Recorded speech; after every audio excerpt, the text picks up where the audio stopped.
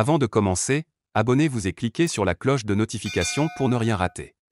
Le sujet que je vais traiter aujourd'hui, c'est vrai, il est très peu posé dans les sujets de bac.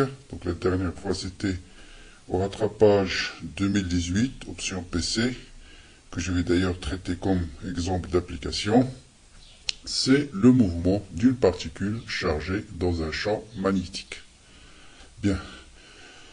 Donc qu'est-ce que je vais vous proposer dans cette vidéo? D'abord, de définir la nature de la force qui s'exerce sur une particule chargée placée dans un champ magnétique, qu'on appelle force de Lorentz, d'étudier, de vous donner d'abord une expérience qui montre la nature de ce mouvement et quel est l'effet de la charge, par exemple, de la masse de la particule sur la nature du mouvement.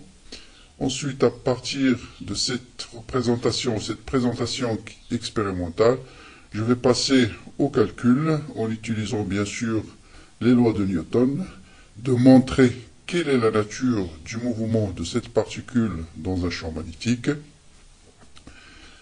Bien sûr, on va étudier l'ensemble des propriétés de ce mouvement. Et comme application, je vais traiter deux applications importantes, le cyclotron et spectromètre de masse. Et bien sûr, comme j'ai dit tout à l'heure, je vais finir par un exercice d'application qui est le corrigé baccalauréat 2018, rattrapage option PC. Donc je rappelle, cette vidéo est essentiellement dirigée aux élèves option PC et sciences maths, mais aussi aux étudiants qui suivent le cours de magnétostatique. Bien. Qu'est-ce que c'est que la force de Lorentz? Eh bien, la force de Lorentz, c'est tout simplement la force qui s'exerce sur une particule animée d'une vitesse. Donc, il y a deux conditions. Il faut que la particule soit chargée et il faut que la particule soit animée d'une vitesse. En plus, il est fait, cette force est exercée par quoi? Par un champ magnétique. Donc voilà les trois conditions.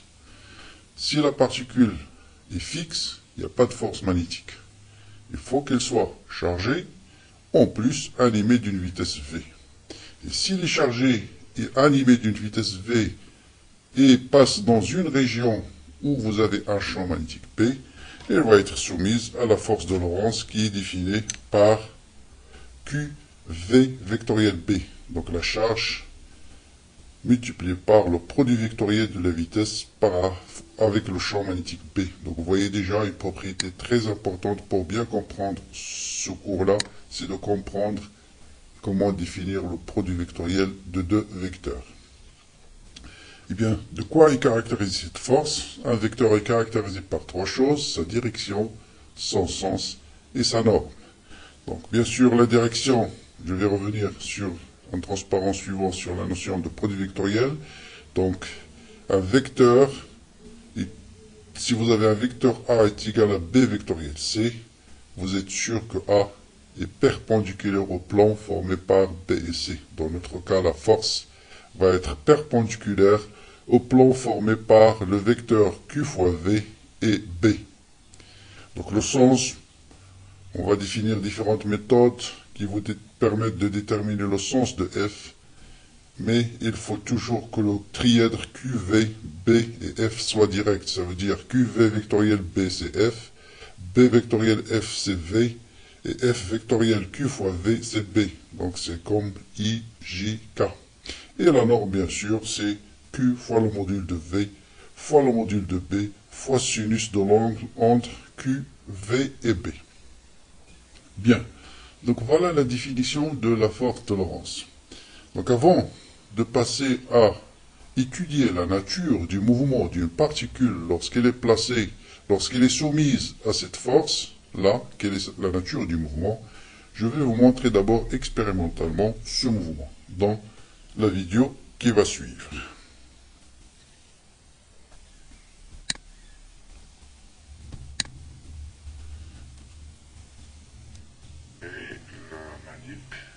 Qui met en évidence l'effet d'un champ magnétique sur une particule chargée. Vous avez le champ magnétique qui est suivant l'axe Z, on va démarrer avec une vitesse qui est sur l'axe des Y. Et on va voir l'effet de la masse et l'effet de la charge sur la trajectoire du mouvement.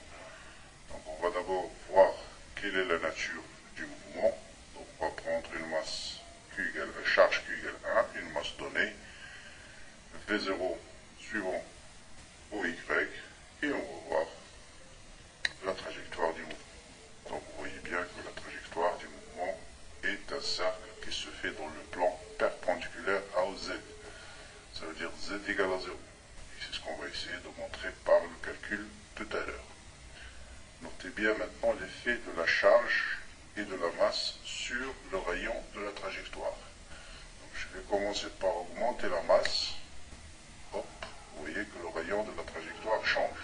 Donc pour chaque masse donnée, vous avez un rayon constant. J'augmente la masse, le rayon de la trajectoire augmente aussi. Très bien. Maintenant, je fixe la masse et je change la charge. Donc ça veut dire que le rayon, il est proportionnel à la masse. Maintenant, j'augmente la charge. Vous voyez que le rayon diminue. Donc je vais refaire avec un nouveau, voilà, pour une charge donnée. Je vais diminuer la charge cette fois-ci.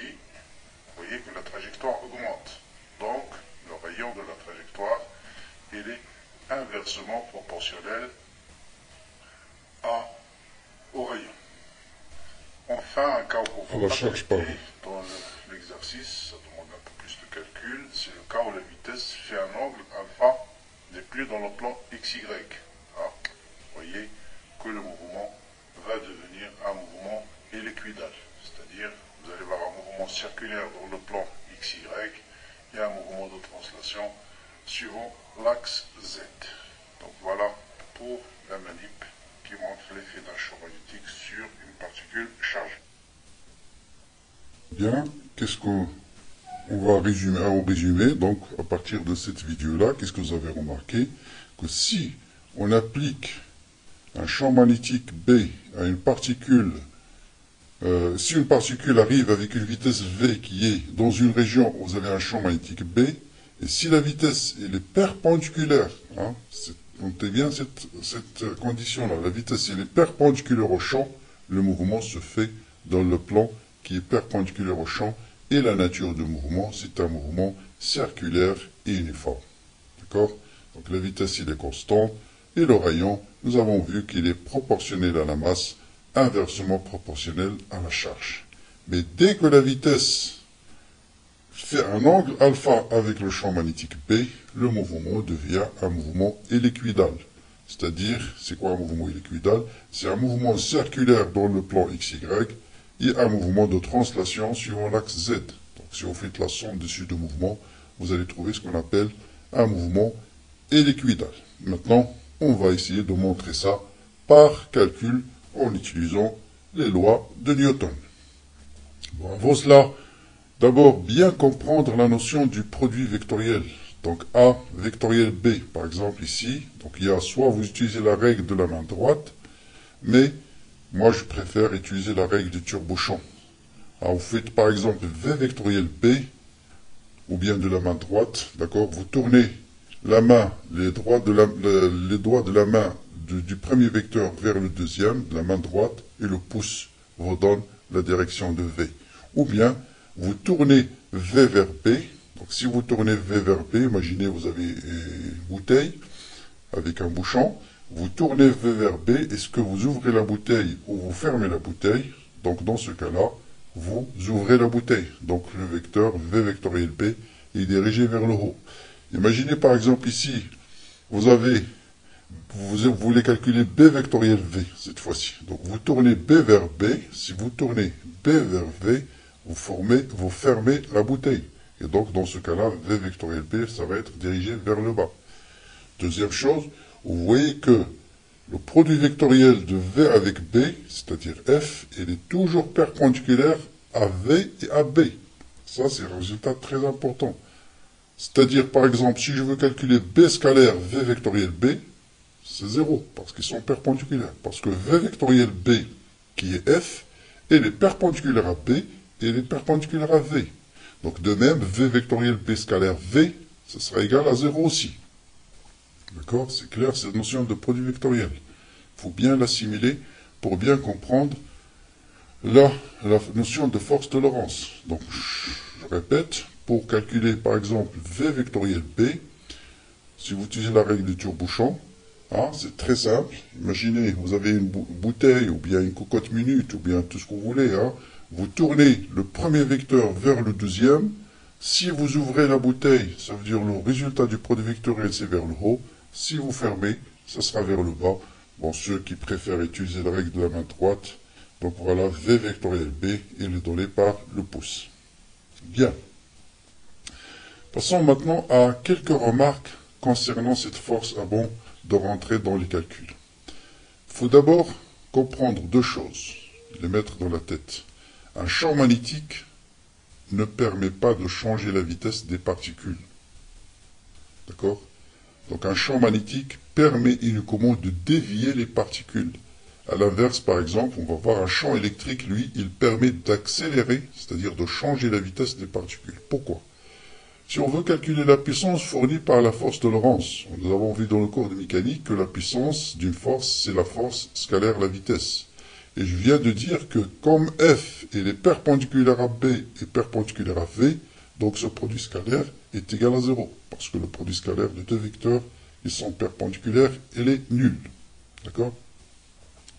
Donc, la force est égale à, la puissance est égale à 0, ça veut dire l'énergie cinétique est égale à une constante. Or, la puissance, c'est quoi? C'est la dérivée de l'énergie cinétique par rapport au temps. Donc, ce qui veut dire que l'énergie cinétique est constante. Autrement dit que la vitesse est constante. Donc, le champ magnétique ne change pas la vitesse. On peut le voir aussi d'une autre manière. Si on veut calculer le travail de la force de Lorentz, hein, je peux remplacer D de L, c'est un élément de longueur sur la trajectoire. Or, la vitesse, c'est D de L sur D de T. Ça veut dire D de L est égal à V fois D de T.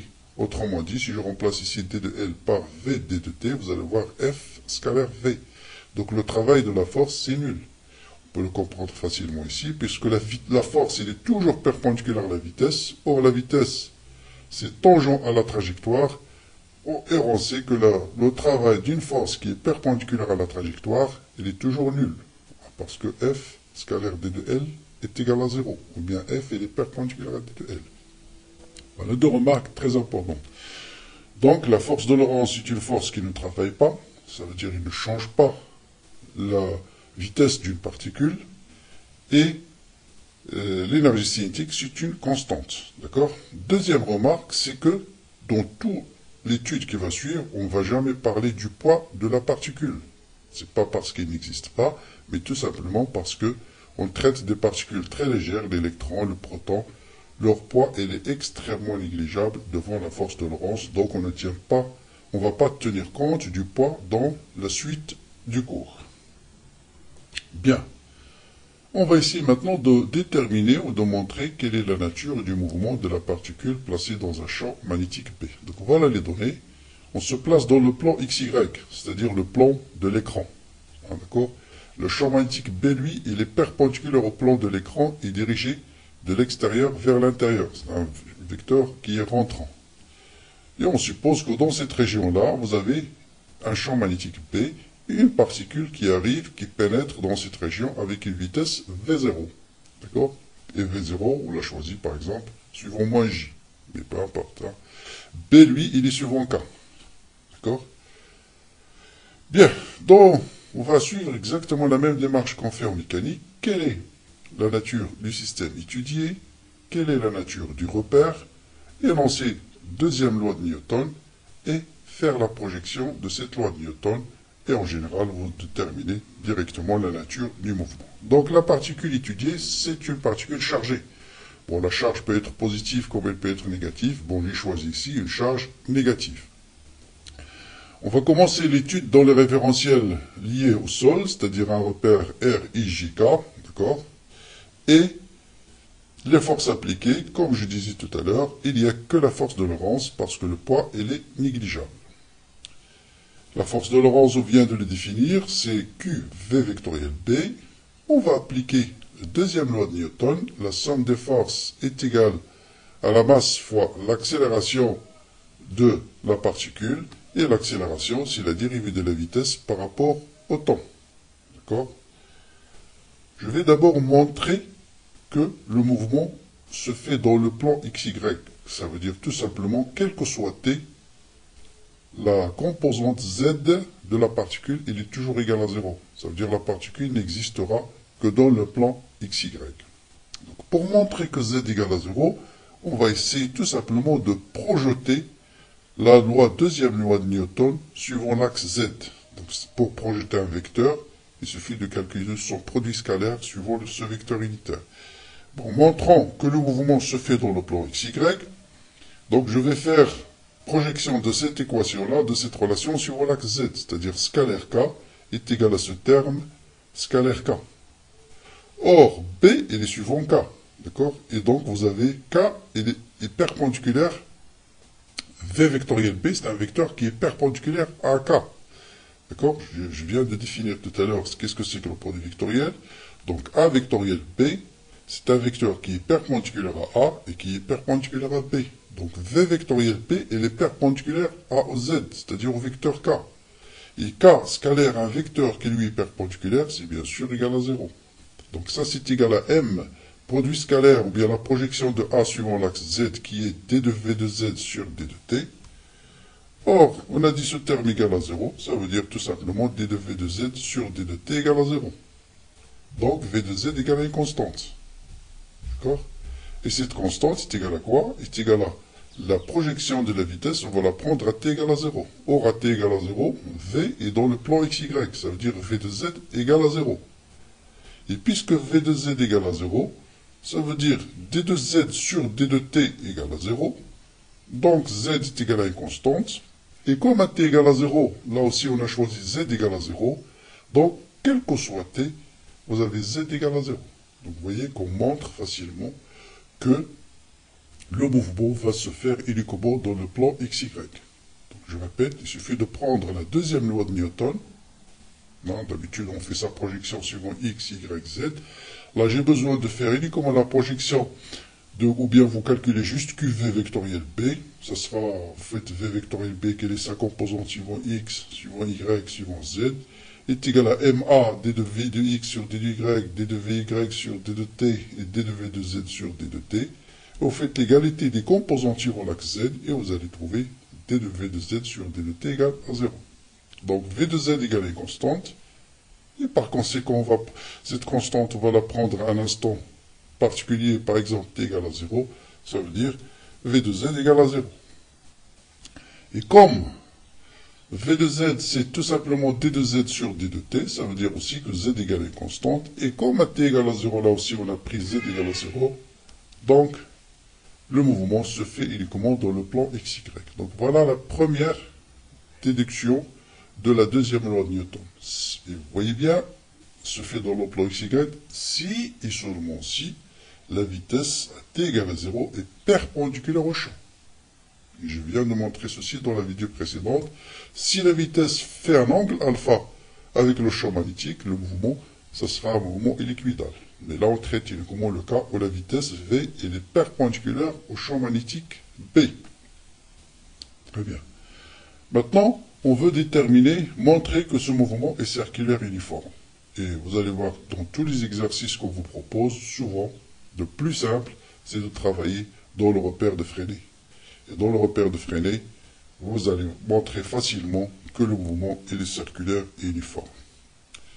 Donc soit on montre déjà, d'après la remarque que j'ai dit tout à l'heure, que l'énergie cinétique est une constante du mouvement, donc la vitesse est égale à une constante, ou bien on utilise directement, on pourra les déduire aussi, quand on va projeter la deuxième loi de Newton dans le repère de Freinet, comme je vais faire tout à l'heure.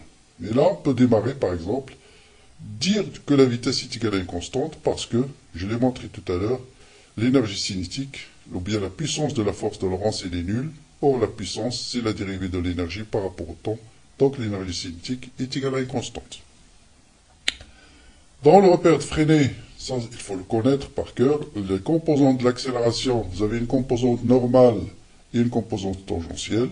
La composante normale, c'est V carré sur ρ, ρ c'est le rayon de courbure, et la composante tangentielle, c'est D de V sur D de T. Puisqu'on a déjà démontré que la vitesse égale à une constante, donc D de V sur D de T égale à 0.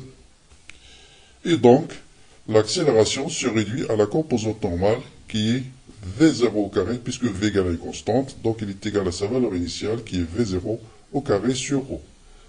Or, la deuxième loi de Newton nous dit que la force est égale à m gamma, donc si on fait sa projection suivant la normale, donc m gamma normale, ça sera mv carré sur ρ. D'accord? Donc là, j'ai remplacé QV, donc V suivant U, parce que la vitesse, il est suivant la tangente, vectoriel B qui est suivant K est égal à moins cube V fois B suivant la normale. Donc je peux mettre ça en valeur absolue de Q fois V fois B suivant la normale. Parce qu'en valeur absolue de Q égale à moins Q lorsque la charge est négative, et ça sera égal à Q lorsque la charge est positive, donc c'est un résultat qui est valable quelle que soit la nature de la charge. Donc, en projetant sur la normale, Q fois V0 fois B est égal à M V0 au carré sur ρ, on va déduire directement le rayon de courbure, qui est MV0 sur Q fois B.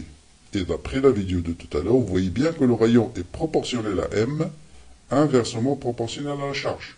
Si j'augmente la masse, le rayon augmente. Si je diminue la charge, le rayon augmente. D'accord? Donc, comme B, M et V0 sont des constantes, donc le rayon, tout simplement, c'est une constante. Le rayon est constant. D'accord? Vous avez la vitesse, il est constante. La masse, bien sûr, la charge et B sont des grandeurs qui sont des constantes. Donc, le rayon est constant. Et un mouvement dont le rayon est constant, c'est un mouvement qui est circulaire. Et comme la vitesse est constante, le module de la vitesse, il est constant. Donc, c'est un mouvement circulaire et uniforme.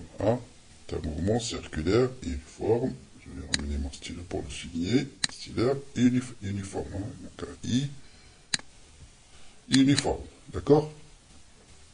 Notez bien, le vecteur vitesse n'est pas constant. C'est son module qui est constant. Parce que le vecteur vitesse, dans un mouvement circulaire, il change de direction. D'accord? Donc, c'est son module qui est constant. Donc la période, bien sûr, on peut déduire maintenant les propriétés de ce mouvement. Un mouvement circulaire est caractérisé par son rayon, par sa période aussi. Donc là, vous avez vu en cours de mécanique que la période, c'est 2π sur oméga. Oméga, c'est ce qu'on appelle la pulsation. Elle est donnée par V sur R. Donc, je remplace oméga par V sur R. V est une constante V0 sur R. Et si je remplace R par sa valeur, vous avez bien, sur la période, c'est 2πm sur B fois Q. Et vous voyez bien que c'est très important, cette période-là ne dépend pas de la vitesse. Et ça, on va l'utiliser pour expliquer le principe du cyclotron. Par contre, oméga L, elle dépend de la masse. Oméga, parce qu'oméga c'est V sur R, donc elle dépend de R, et R, elle dépend de la masse. Et ça, on va l'exploiter dans le spectromètre de masse. Donc le rayon dépend de la masse de la charge. Donc comme application, on va utiliser le spectromètre de masse. On va voir comment.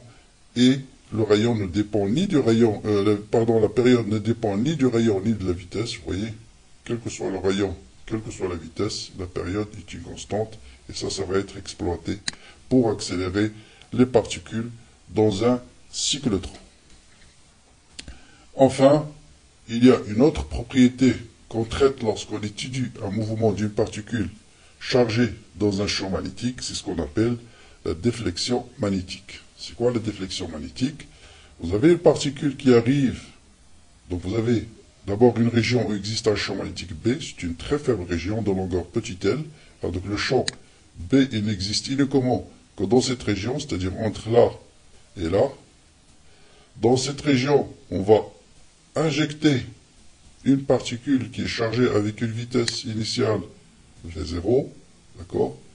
On vient de montrer que la nature de la particule, ce sera un mouvement circulaire, et puisque la dimension elle est très faible, le cercle ne va pas se fermer sur lui-même, d'accord? Et à partir de là, il va sortir avec une vitesse qui est bien sûr, et qui sera exactement égale à V0, parce qu'on a dit que le champ magnétique ne change pas la vitesse. Donc quand il sort avec cette vitesse V, puisque dans cette région il n'y a plus de champ magnétique, la particule n'est soumise à aucune force, donc le mouvement va être un mouvement rectiligne et uniforme. Et elle va arriver sur un écran, sur une position A'.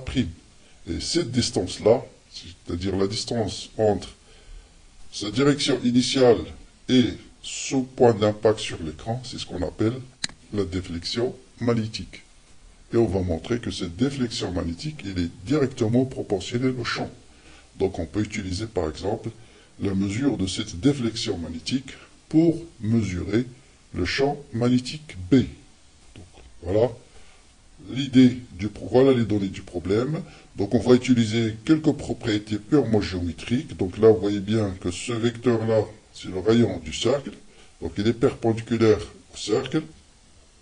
Si je fais sa projection sur cet axe-là, vous avez ici un angle alpha. Et vous avez exactement le même angle alpha ici. D'accord? Vous pouvez aussi faire continuité pour bien comprendre la notion de ce vecteur. Vous voyez, cet angle est égal à celui-là, des angles correspondants, parce que celui-là est parallèle à celui-là. D'accord? Donc, ici, vous avez pi sur 2.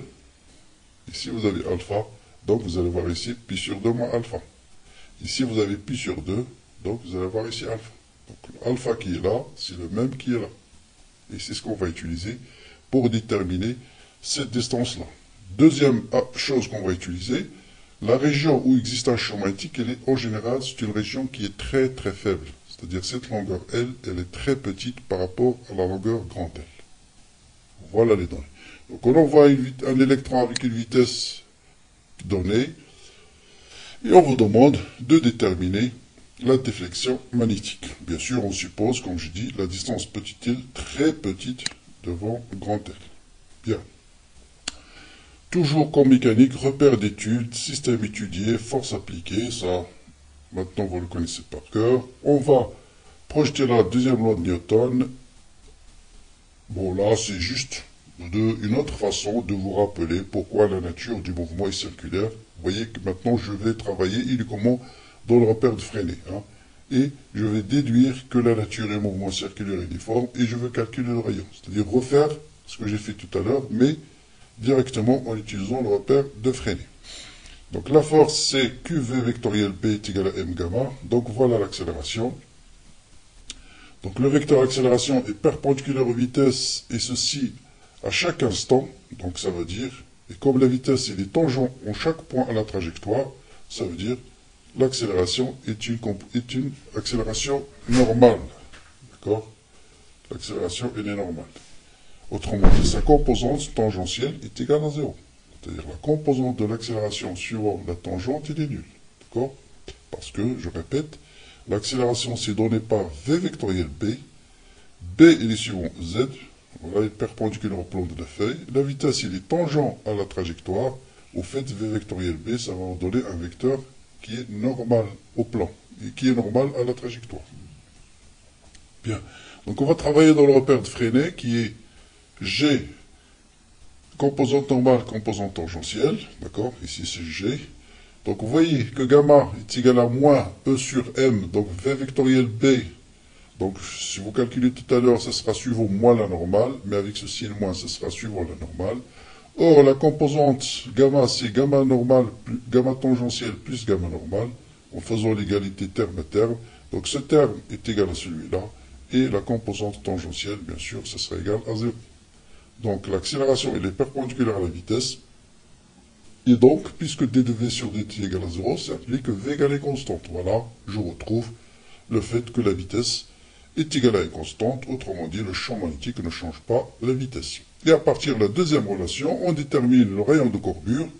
Et comme ce rayon il est constant, d'accord, donc le mouvement il est circulaire et uniforme. Donc vous voyez qu'on peut travailler, on peut montrer que le mouvement est circulaire et uniforme en travaillant uniquement dans le repère de Freinet, calculer l'accélération et puis projeter cette accélération, remplacer l'accélération par son expression générale dans le repère de Freinet qui est d de v sur d de t sur la tangente et v carré sur ρ. Comme l'accélération se réduit uniquement à sa composante normale, je reviens sur le schéma précédent, voilà. Par exemple, prenez un point ici, quelconque, d'accord, voilà. Donc voilà la vitesse. Et B, c'est un vecteur qui est rentrant. Donc si vous faites V vectoriel B, ça va vous donner un vecteur qui est comme ça. Voilà V vectoriel B. Et vous multipliez par moins Q, moins N, ça sera, voilà, donc ça sera vers la normale. Donc vous voyez, donc ça c'est moins, c'est Q V vectoriel B, ce vecteur-là. Et ce vecteur-là, c'est tout simplement le vecteur normal du repère de Freinet. Et ce vecteur-là, c'est le vecteur tangentiel du repère de Freinet. Donc l'accélération se réduit à sa composante normale. Donc, je déduis directement que la composante normale tangentielle est égale à 0, ça veut dire la vitesse égale à une constante, et que la composante normale est égale à E sur M V fois B. Donc je peux déterminer le rayon, et le rayon, c'est bien une constante. Donc, le mouvement est circulaire et uniforme. Bien. Ça, c'est tout simplement, j'ai redémontré ce que j'ai fait tout à l'heure par une méthode légèrement différente. Revenons maintenant à la déflexion magnétique. Donc, quelle est la nature du mouvement à l'extérieur du champ magnétique? Comme je disais tout à l'heure, à l'extérieur du champ magnétique, il n'y a plus de champ magnétique, si B égale à 0, puisque le poids est négligeable. Donc la somme des forces appliquées égale à 0. Et d'après la deuxième loi de Newton, si la somme des forces appliquées égale à constante, et puisque la particule elle est déjà animée d'une vitesse, le mouvement, ce sera un mouvement rectiligne et uniforme. D'accord? Et rectiligne et uniforme. Donc pour calculer la déflexion magnétique, là on va utiliser juste quelques règles de géométrie. Calculer tangente alpha sur ce triangle IA'. Donc ça vous donne dm sur la distance IA, et comme alpha est très petite, on le donne de l'énoncé, tangente alpha est de l'ordre de alpha, donc alpha égale à dm sur R. On va calculer aussi sinus alpha par une autre méthode, donc cette fois-ci on va utiliser le triangle CHS. Donc vous voyez que sinus alpha est égal à quoi? C'est égal à cette distance-là, qui est tout simplement petit l. Donc petit l sur le rayon du cercle. Or, le rayon du cercle est donné par ça, et comme alpha est petit aussi, sinus alpha est de l'ordre de alpha, donc je vais faire d'abord l'égalité de ce terme, dm sur A est égal à L sur R. Donc voilà. Et là, je remplace R, le rayon du cercle, par sa valeur. Par sa valeur. Et donc, vous avez directement... Et deuxième approximation, pardon, avant de remplacer, je vais remplacer IA par grand L. Parce qu'on a dit que la longueur petit l, cette distance, elle est très très petite par rapport à grand L. Donc IA, c'est à peu près égal à la longueur L. D'accord? Parce que petit l, elle est très petite devant la longueur L. Donc en remplaçant IA par grand L, voilà, vous avez donc dm est égal à petit l fois grand L sur petit r. Maintenant, je remplace petit r par sa valeur et je retrouve enfin la déflexion magnétique qui est égale à une constante fois le champ magnétique. Parce que petit l et L, ce sont des constantes. Bon, ça, on peut le mesurer par expérimentalement. Petit l, c'est fixé dès le départ. Tout ça, c'est fixé par l'expérience. Donc, il suffit d'envoyer par exemple, des particules avec des vitesses différentes. Hein, et on peut calculer, par exemple, le champ magnétique P, en mesurant la déflexion magnétique, ou bien juste une particule avec une vitesse constante. Tout ça, on le connaît. Connaissant dm et connaissant B, et connaissant cette constante K, je peux déterminer la valeur du champ magnétique B. Bien. Donc voilà un peu tout ce qui concerne l'étude d'une particule placée dans un champ magnétique B. Là, je vais passer à quelques applications. Et l'une des applications les plus importantes de cette force, c'est ce qu'on appelle le cyclotron. Donc je vais vous expliquer qu'est-ce que c'est qu'un cyclotron, et je vais vous montrer une vidéo qui vous montre comment est le phénomène, comment est le mouvement d'un électron dans un cyclotron. Donc à quoi sert un cyclotron? Un cyclotron, ça sert tout simplement à accélérer les particules. C'est-à-dire, on va pratiquement atteindre des vitesses qui sont très proches de la vitesse de la lumière. Et c'est grâce à cette vitesse, ces particules-là de très grande vitesse, donc de très grandes énergies, qu'on peut sonder l'infiniment petit. Donc il est formé de quoi? Formé de 2D, c'est-à-dire deux régions, vous avez un D1 et un D2. Dans ces deux régions-là, vous avez un champ magnétique B. Entre les deux, vous avez un champ électrique. D'accord? Le principe, c'est quoi? On injecte ici une particule avec une vitesse, ou bien sans vitesse initiale. On va lui appliquer un champ électrique. Je rappelle, un champ électrique, ça permet d'accélérer les particules. il va accélérer la particule, il arrive ici avec une vitesse V0. On a vu que le mouvement, c'est un mouvement circulaire, donc il va arriver ici avec la même vitesse V0. Mais si le champ électrique était dans le sens précédent, la particule va être freinée. Donc qu'est-ce qu'on va faire? Arrivé à là, le champ électrique va changer de sens, donc vous allez voir un champ qui est alternatif. Il va à nouveau accélérer la particule, il va acquérir une deuxième vitesse, et comme on a vu que la vitesse, s'il est proportionnel au rayon, le rayon va augmenter, et ainsi de suite. D'accord? Et je vais vous montrer tout ça par la vidéo suivante. Donc avant cela, je vais montrer la deuxième application qui est le principe d'un spectromètre de masse. Donc vous voyez, imaginez si vous avez des particules de même charge mais de masse différente, vous les accélérez par un champ électrique, ils arrivent dans une région où vous avez un champ magnétique P, et puisque le rayon il est proportionnel à la masse, il suffit de mettre des détecteurs quelque part ici. Ici vous allez détecter les particules légères, ici les particules de masse moyenne. Ici, la masse est très grande, donc plus le rayon, vous voyez le rayon, plus la particule est lourde, plus le rayon va être très grand. Ici, vous allez détecter les particules lourdes. D'accord? Voilà, on peut séparer les particules de masses différentes, mais bien sûr de même charge et de même vitesse initiale. Bien. Donc, en résumé, voilà un peu ce qu'il faut retenir sur ce cours-là, ou bien sûr la force de Lorentz. Donc il suffit de retenir deux choses. D'abord que la force est égale à QV vectoriel B, c'est une force qui est centrale, ça veut dire qu'elle est toujours dirigée suivant la normale. Donc si vous travaillez dans le repère de Freinet, vous avez toujours l'accélération tangentielle égale à 0, et l'accélération normale est égale à Q fois V fois B. Donc à partir de là, on déduit que la vitesse est constante, et à partir de là, on déduit que le rayon est constant. Bien sûr. Maintenant, les caractéristiques, c'est la période de ce mouvement, c'est 2pi sur oméga. Oméga étant égal à V sur R. Donc T, c'est 2pi fois R sur V. En remplaçant le rayon qu'on trouve ici par cette valeur, on détermine la période du mouvement.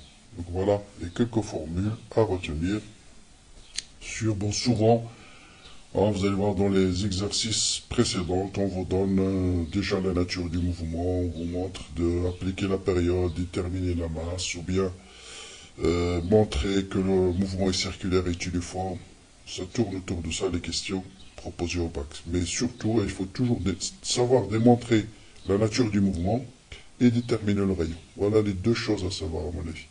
Comment montrer que le mouvement est circulaire et uniforme en utilisant le repère de Freinet. Et à partir de là, comment déduire le rayon du cercle. Et connaissant le rayon, on peut déterminer la période. Voilà trois choses à connaître, pas plus. Avec ça, vous pouvez résoudre tous les exercices précédents qui sont proposés concernant ce sujet. Bien. Maintenant, je vais vous laisser avec la vidéo qui vous montre un peu le principe de cyclotron. Bonjour, donc cette vidéo, je vais vous montrer le principe du fonctionnement du cyclotron. Donc d'abord, c'est quoi un cyclotron? Donc c'est formé par 2D.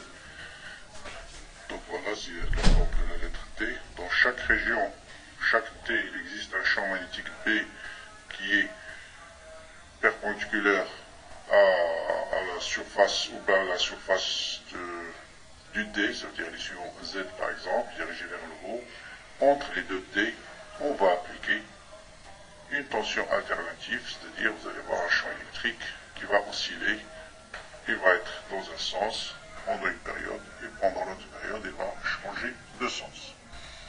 Remarquez que si je place maintenant une particule chargée positive avec une vitesse nulle ici, s'il n'y a aucun champ électrique, c'est-à-dire aucune tension entre les deux D, bien sûr, s'il n'y a pas de champ électrique, il n'y a pas de force électrique, et comme la particule est fixe, il n'y a pas de force magnétique, donc la particule va rester immobile. Quand je vais appliquer une amplitude à ce champ, à cette tension alternative, donc vous allez voir un champ alternatif qui va être positif, négatif. Et pendant la première demi-période où le champ électrique est positif, la période va être accélérée. Il va arriver ici avec une vitesse V0. vous faites V0 vectoriel B. Donc V0 vectoriel B, vous allez avoir une force qui est dirigée vers le bas. Donc, puisque la charge est positive, et vous allez voir la particule va décrire un demi-cercle. Et pendant la partie théorique, on montre que la période P ne dépend ni du rayon ni de la vitesse. Ça veut dire que le même temps qu'il va mettre dans ce demi-T là, il va être le même dans l'autre demi-T. Et on va utiliser ceci pour synchroniser le temps de passage dans chaque T avec le champ alternatif. Ça veut dire une fois que la particule arrive ici, exactement à cet instant, le champ électrique va changer de sens. Il va devenir toujours dans la même direction que la vitesse de la particule. Donc la particule va être à nouveau accélérée. Je vous rappelle, le champ électrique ne change pas la vitesse, c'est-à-dire pendant ce passage-là, la vitesse va être constante, c'est-à-dire celle acquise en ce point va être la même jusqu'à ce point-là. Par contre, un champ électrique, lui, il accélère la particule. Donc, s'il y a une tension alternative, un champ électrique dans ce sens-là, la particule va être à nouveau accélérée, il va réviser avec une vitesse V1. Ici V0, ou bien V1 par exemple, si V0 il va arriver avec une vitesse V1, la même vitesse V1 jusque-là, passage entre les deux D, il va acquérir une vitesse V2, donc le rayon va augmenter. Il va réviser avec la vitesse V2. De nouveau, le champ électrique va changer de sens, va être accéléré, va réviser avec une vitesse V3. V3 va encore augmenter le rayon du T, et va réviser avec la même vitesse V3. De nouveau, le champ électrique va changer de sens, et il va acquérir une vitesse V4, et ainsi de suite, jusqu'à ce qu'il sorte du 2T, il va être capté par le détecteur. On va montrer ici, je vais mettre une amplitude, et vous allez voir. Voilà. Désolé, je vais refaire la démonstration parce que là, la vitesse n'était pas bien réglée au départ. Voilà, au fur et à mesure. Bon, je vais recommencer. Voilà. Ce qui s'est passé tout à l'heure, vous voyez. Donc voilà, au fur et à mesure que le rayon augmente, voilà. Chaque passage, le rayon va augmenter. Il va augmenter, et à la fin, il va sortir du T, il va être capté par le détecteur. Vous voyez ici, pendant chaque passage dans un demi-T, la vitesse il est constante. Vitesse constante, et l'augmentation, c'est le temps. Vous voyez, le temps de passage entre les deux T, il est pratiquement très faible. Hein, très faible. Donc, pendant ce temps-là, c'est là où la vitesse, donc ça c'est le temps où le champ électrique agit, ça c'est le temps où le champ magnétique agit. Et à la fin, bien sûr, le détecteur va détecter la particule avec une vitesse qui est énorme. Vous voyez que l'énergie change en fonction de l'amplitude de la tension appliquée. Donc voilà le principe du cyclotron. Donc je répète, l'utilité le fait que la période ne dépend ni du rayon ni de la vitesse permet de synchroniser le changement du champ électrique avec le temps de passage de la particule dans chaque demi-T. Et vous voyez, pendant chaque passage, vous voyez la vitesse, encore champ électrique positif, champ électrique, là dans le sens positif, voilà, là dans le sens négatif, et ainsi de suite. Voilà pour le principe du cyclotron.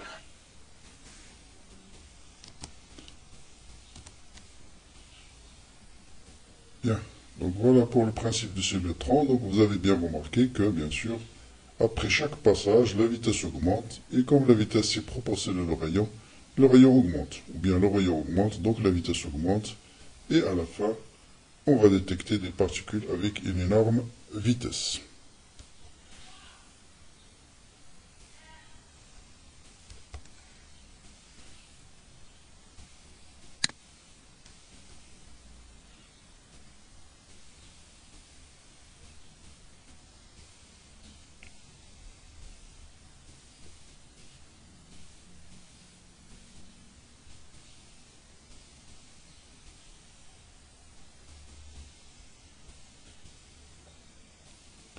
On va passer à l'exemple d'application. Donc c'est un exemple très simple, vous allez voir, c'est le rattrapage baccalauréat 2018, option PC. Bon, je vous laisse le soin de lire l'énoncé. Vous avez deux particules chargées, l'une positive, l'autre négative, qui sont envoyées dans une région où existe un champ magnétique B. Première question, on vous dit identifier laquelle des courbes correspond à la particule de charge positive, laquelle correspond à la charge négative. Deuxième question classique, montrer que le mouvement est circulaire et uniforme, on vient de le montrer. Et à la fin, exploiter cette courbe pour déterminer, par exemple, déterminer le rapport entre le rayon de l'oxygène et le rayon de l'hélium, et connaissant la masse d'une particule, déduire la masse de l'autre. Ça veut dire tout simplement que dans le rapport du rayon, vous allez trouver quelque chose qui est proportionnel au rapport des masses. Donc voilà, on va passer rapidement à l'énoncé. Bon, pour identifier la particule, il suffit de calculer V vectoriel P. Donc vous avez V, il est vers le haut. Vous faites V vectoriel B tout court, ça vous donne un vecteur. Voilà, je fais V vectoriel B, ça vous donne un vecteur qui est dans ce sens-là. Donc si la charge est positive, la force va être dans ce sens-là. Si la charge est négative, parce que la force c'est Q fois V vectoriel B. Donc faites très attention, c'est Q fois V vectoriel B. Donc faites la règle du turbo chaud, vous tournez V vers B. Donc vous fermez la bouteille, donc c'est un vecteur. Donc vous tournez comme ça, voilà, c'est un vecteur qui est rentrant. D'accord, c'est dans ce sens-là. Donc si la charge est positive, ça sera dans ce sens. Donc la courbe 2 correspond à la charge positive et la courbe 1 correspond à la charge négative. Donc là, c'est uniquement une application du produit vectoriel. C'est pourquoi j'ai insisté sur comment chacun doit déterminer ou bien connaître une méthode pour calculer le sens et la direction de A vectoriel B. Donc V, vous voyez bien ici que V est perpendiculaire à B, donc on est dans le cas d'un mouvement circulaire et uniforme. Bien, donc voilà, donc la courbe 2, ce sera pour l'hélium et la courbe 1, ce sera pour l'oxygène. Maintenant, en appliquant la loi de Newton, on vous dit de montrer que le mouvement est circulaire et uniforme. Donc on va d'abord, bon, la loi de Newton, c'est la somme des forces est égale à m gamma, donc la force c'est la force de Lorentz, agit sur l'hélium. Donc n'oubliez pas, la charge de l'hélium c'est 2 fois E, donc plus 2, d'accord, 2 fois E, Q est égal à 2 fois E, V vectoriel B, donc E est égal à 2 fois E, V vectoriel B sur la masse de l'hélium. Donc le mouvement est uniforme, le champ magnétique ne change pas la vitesse des particules. Pourquoi? Parce que on a vu que la dérivée de l'énergie, ou bien la puissance, qui est la dérivée de l'énergie cinétique, est égale à F scalaire V, et comme V vectoriel P scalaire V égale à 0, donc P est égal à 0, ça veut dire EC est égal à une constante, donc la vitesse est égale à une constante. Le mouvement est plan. Si B perpendiculaire à Z, la projection de A suivant Z est nulle. D'accord? Donc, voilà. Donc, A de Z égale à 0, hein, parce que A de Z, hein, donc A de Z, c'est V vectoriel B scalaire K, et comme B, V vectoriel B perpendiculaire à K, donc ce terme est égal à 0. Donc, ça veut dire V de Z égale à une constante, et comme AT égale à 0, V n'est pas suivant l'axe Z, il n'y a pas de projection suivant l'axe Z, donc V, Z égale à 0, ça veut dire D de Z sur D de T, pardon, Z égale à une constante. V de Z égale à 0, ça veut dire Z égale à une constante. Et comme là aussi on a pris l'origine au point O, donc Z0, Z est égal à 0. Donc le mouvement est plan, est uniforme. On peut répondre uniquement en utilisant aussi le repère de Freinet, d'accord? Donc l'accélération, c'est, d'après la deuxième loi de Newton, c'est de E fois V vectoriel B sur M. Et comme dans le repère de Freinet, l'accélération possède deux composantes, une composante normale qui est V carré sur O et une composante tangentielle qui est dV sur D de T égale à 0. Donc à partir de cette relation, on détermine que V égale à une constante. À partir de là, de celle-là, on détermine que ρ égale à une constante. D'accord? Donc là, cette relation-là nous dit que V égale à une constante, mouvement uniforme. Celle-là nous dit que le rayon ρ qui est égal à ça, c'est une constante, donc le mouvement est circulaire, est uniforme. Comment déterminer le rapport? Bon, il suffit d'utiliser le fait que le rayon est proportionnel à masse. Donc voilà. Donc ici, d'abord expérimentalement, on détermine le rapport, on dit graphiquement, donc il suffit d'aller dans le texte. Vous voyez que le rayon ici, le rayon pour l'oxygène, c'est combien? 1, 2, 3 et 4, quelle que soit l'unité, peu importe. Et là, le rayon, c'est 1. Donc, le rapport des rayons, c'est 4 sur 1, c'est 4. Maintenant, connaissant la masse de l'hélium, déterminer la masse de l'oxygène. Bon, il suffit d'utiliser quelle est la relation théorique entre le rapport des rayons. Donc, remplacer le rayon par sa valeur de tout à l'heure. Donc là, je vous montre ici, voilà, le rayon. Remplacer le rayon de l'hélium sur le rayon de l'oxygène. Vous voyez bien que la vitesse de E fois B vont se simplifier parce que c'est la même vitesse et même charge en valeur absolue de E fois B. Donc, le rayon est directement proportionnel à la masse. Donc, voilà. Donc, le rayon. Donc, vous allez voir V est la masse de l'oxygène. Je remplace le rayon par son expression. Et donc, en simplifiant par les vitesses, par les E fois B, vous voyez bien que la masse de l'oxygène est égale à 4 fois la masse de l'hélium. Vous faites l'application numérique et vous allez déterminer la masse de l'oxygène qu'on vous demande. Donc, vous voyez l'application pour l'exercice d'application. C'est souvent montrer que, voilà ce qu'il faut retenir, d'arriver à montrer soi-même, enfin rapidement, que le mouvement est circulaire et uniforme, de connaître l'expression du rayon et toutes les questions qui suivent, c'est toujours en utilisant l'expression du rayon, soit des particules de charge différentes, soit de masse, de même charge, mais de masse différentes. Alors, c'est des exercices de ce type. Donc voilà, j'espère que vous avez compris le principe de la force tolérance et comment étudier le mouvement d'une particule lorsqu'elle est placée dans un champ magnétique. Là, on a traité uniquement le cas où la vitesse est perpendiculaire au champ. C'est dans ce cas-là qu'on a le mouvement circulaire et uniforme. Voilà, je vous laisse. J'espère que ce chapitre vous paraît un peu plus simple maintenant. Donc, si vous aimez la vidéo, comme d'habitude, partagez-la au maximum avec vos amis. Et à très bientôt pour une autre contribution.